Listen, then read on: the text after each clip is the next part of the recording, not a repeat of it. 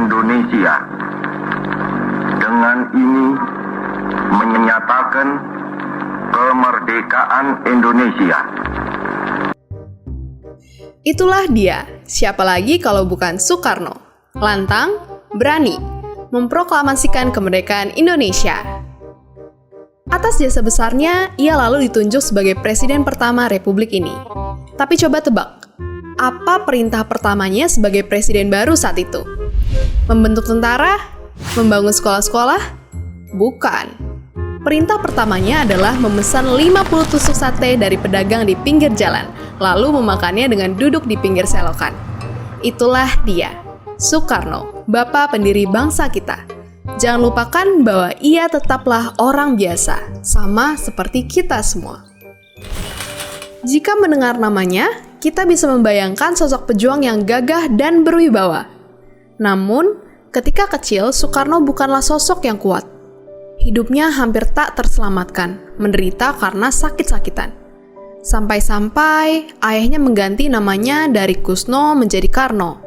Entah kenapa sejak itu pun Soekarno seperti terlahir kembali. Ia tumbuh besar dengan sehat, menjadi anak cerdas yang berprestasi. Beranjak remaja, merantaulah anak cerdas itu ke Bandung untuk belajar di sekolah teknik sipil. Ia lulus menjadi bumi putra ketiga yang menjadi insinyur kala itu. Tapi sang insinyur justru lebih jatuh cinta pada seni dan keindahan. Ia lebih suka merancang gambar menjadi bangunan. Kecintaannya pada keindahan juga ia temukan pada sosok perempuan yang menjadi ibu kosnya. Inggit Garnasih namanya. Mereka menikah lalu berdampingan merintis perjalanan awal Soekarno sebagai pejuang revolusi. Tahun-tahun berikutnya diisi Soekarno dengan perjuangan. Sebagai murid Cokro Aminoto, Soekarno akrab dengan dunia aktivis dan dunia tulis-menulis di surat kabar. Kemahirannya dalam menguasai 11 bahasa membuatnya menjadi juru debat yang handal, yang tak canggung berbicara kepada dunia.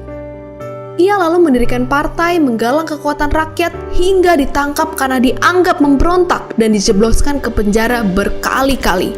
Dibuang ke antah berantah sampai membuatnya frustasi. Pada satu titik, ia hampir putus asa. Api itu perlahan meredup. Jika bukan tanpa Inggit, Soekarno mungkin sudah menyerah.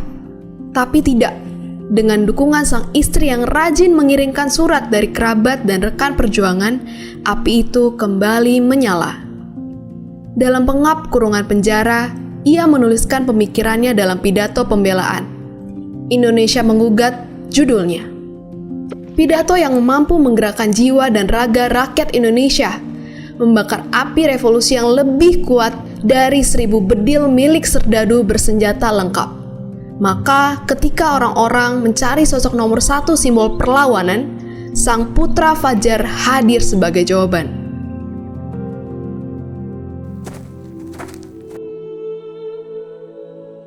Berbicara tentang Soekarno tidak akan ada habisnya.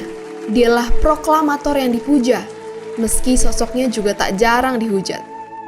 Seiring dengan kekuasaan yang bertambah, ia memimpikan dirinya sebagai pemimpin besar yang bercita-cita memerintah seumur hidupnya. Kemauan kerasnya itu memaksa ia harus mengambil jalan yang berbeda, meninggalkan kawan, sahabat, bahkan kekasih yang ia cintai. Pada akhirnya, impian itu tidak pernah terjadi. Pemimpin besar itu justru pergi dalam sunyi. Ia meninggalkan jejak sebagai simbol perlawanan, pahlawan kemerdekaan.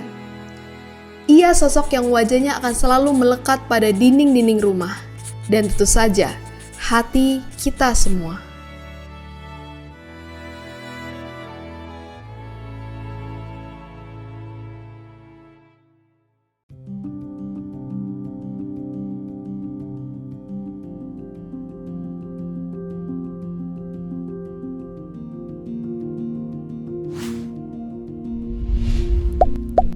Terima kasih udah nonton Kok Bisa. Punya pertanyaan lagi? Tulis aja di kolom komentar di bawah. Keep asking and stay curious.